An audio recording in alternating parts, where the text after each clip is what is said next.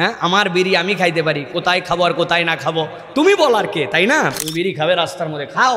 তোমার ভ্রূণ হত্যা অমুক হত্যার ক্ষেত্রে তুমি কেবল বলতেছো, আর আমার আল্লাহ নারীদের ইজ্জত দিয়ে 1450 বছর আগে ওইটাকে হারাম করে দিয়ে গেছেন।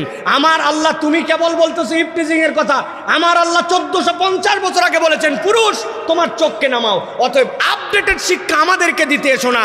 তোমরা যদি আপডেট হতে চাও তাহলে ইসলামকে অনুসরণ করো, ইসলামের বাহিরে কোনো আপডেট কিচ্ছু পৃথিবীতে নাই, ঠিক না? যেমন খুশি আমি তেমন চলতে পারি, আমার শরীর আমার মতো চলতে পারি। একদল বেরোইছে না এরকম কথাবার্তা বলালো, হ্যাঁ, আমার বিড়ি আমি খাইতে পারি, কোথায় খাবো আর কোথায় না খাবো তুমি বলার কে, তাই না? প্রিয় ভাইরা, এটা কখনো সমাজ হতে পারে না। আপনি যদি এরকম কথাই বলেন তাহলে ইফটিজিং শব্দটাই তো আগে বাদ দেওয়া দরকার।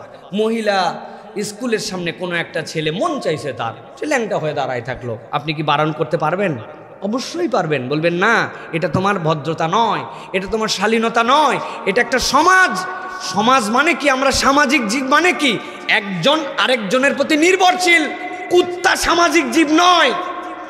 কুত্তার টেনশন করতে হয় না যে আমি পাত্র যেটাই খাবো ওটা চীনামাটির হবে না প্লাস্টিকের হবে, আমার পাত্রটা ভীমবার দিয়ে পরিষ্কার করা হবে নাকি অপরিষ্কার হবে, কুত্তার এই চিন্তা নাই। কিন্তু আপনার আমার চিন্তা আছে, আমার পাত্রটা আমাকে খেতে হবে, কিন্তু আমি পাত্র বানাতে পারি না।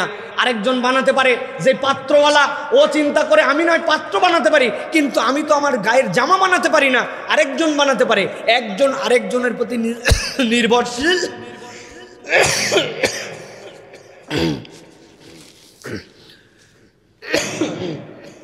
একজন আরেকজনের প্রতি নির্ভরশীল, এই জন্য আমরা সামাজিক জীব।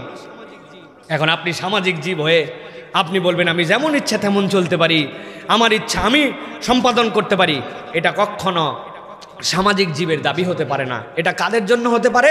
যারা উচ্ছৃঙ্খল, যারা এই সমাজকে, এই সমাজের তাহজিব তামাদ্দুনকে প্রায়োরিটি দেয় না, এরা হচ্ছে সেই দল। এরকম একটি দল আমাদের সমাজে এখন প্রভাব বিস্তার করে অন্য কোনো দিক দিয়ে তো আর ফোঁসফাঁস করতে পারতেছে না।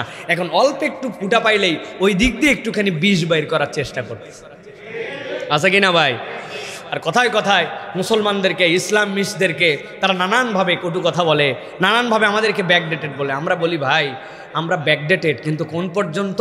আমরা 1450 বছর আগে নবী যেখান থেকে আপডেট করে আমাদেরকে ক্লিক করেছেন ওইখান থেকে আমরা আপডেট। আর তুমি যে আপডেট হিসাব করতেছো ওই আপডেট এই কয়েকদিন আগেও, এই 1850-এর আগেও নারীর অধিকার আমেরিকার মতো জায়গাতেও ছিল না, সম্পদে অধিকার ছিল না। আর আমরা বেশি আপডেট না, তবে আমরা 1450 বছর আগে আমার নবী ওয়ারিসনামা নির্ধারণ করে গেছে। তোমার ভ্রূণ হত্যা অমুক হত্যার ক্ষেত্রে তুমি কেবল বলতেছো, আর আমার আল্লাহ নারীদের ইজ্জত দিয়ে 1450 বছর আগে ওইটাকে হারাম করে দিয়ে গেছেন। আমার আল্লাহ, তুমি কেবল বলতেছো ইফটিজিং এর কথা, আমার আল্লাহ 1450 বছর আগে বলেছেন পুরুষ তোমার চোখকে নামাও। অতএব আপডেটেড শিক্ষা আমাদেরকে দিতে এসো না। তোমরা যদি আপডেট হতে চাও তাহলে ইসলামকে অনুসরণ করো, ইসলামের বাহিরে কোনো আপডেট কিচ্ছু পৃথিবীতে নাই, ঠিক না?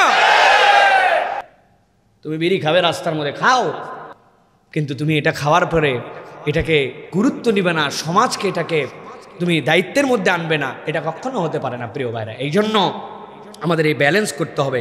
এটার নাম লজ্জা। যার মধ্যে লজ্জা নাই তার মধ্যে কিছু নাই, যার মধ্যে লজ্জা আছে তার মধ্যে সব আছে। প্রিয় ভাইরা, আমরা এই যে আল্লাহর হুকুম হাকাম পালন করি, এই ক্ষেত্রে আমাদের লজ্জা লাগবে। যে আল্লাহ আমাকে খাওয়ান, যে আল্লাহ আমাকে দেখেন, আমি তার সামনে কেমনে অন্যায় করি, আপনার এই লজ্জা কিন্তু আপনাকে ইমানের দিকে নিয়ে যাবে। অতএব লাজুকতা মানুষের জীবনের অন্যতম নিয়ামত। লজ্জাহীন হয়ে গেলে সমাজ পশুর কাতারে নেমে যাবে। আমরা ইতিমধ্যেই দেখতেছি সমাজ পশুর জায়গায় চলে গেছে, ঠিক কিনা ভাই? আরে আমরা বিয়ে শাদী করার পরে বোরখালি বউ হাত ধরে অন্য জায়গায় গেলে ভিতরে অস্বস্তি হয় 5 জনের সামনে, আর কতকগুলো আছে কি আর বিয়ে শাদী কিসের কি, তারপরেও হাত ধরা তো দূরের কথা, যা ইচ্ছা তাই ধরে ফেলতেছে। তাহলে কুকুর আর তার মধ্যে পার্থক্য কোথায়? রাগ করলেন ভাই? আল্লাহ আমাদেরকে বোঝার তৌফিক দান করেন।